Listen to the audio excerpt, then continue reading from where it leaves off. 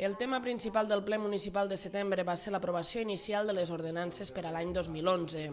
D'entre les característiques més destacades, l'equip de govern va explicar que els tipus impositius no varien respecte a l'any passat, menys en el cas de l'IBI, que es torna a rebaixar per compensar la revisió cadastral. D'altra banda, també es va anunciar que les taxes tindran una pujada de l'1,9%, excepte en el cas de la zona blava, que es mantindrà tal com està.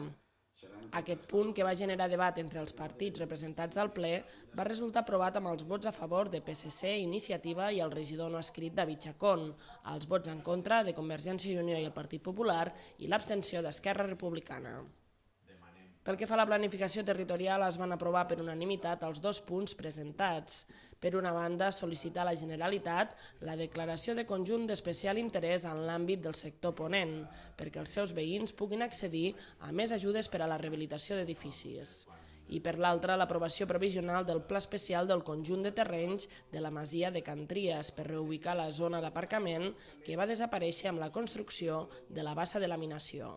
Pel que fa a l'àmbit de control i fiscalització plenària, el Partit Popular va presentar una moció de rebuig al veto del govern a la proposició de llei del Partit Popular al Congrés per a la supressió de la congelació de les pensions. Aquesta moció no va poder prosperar, ja que només va aconseguir els vots a favor del PP, Esquerra i el regidor no escrit David Chacón.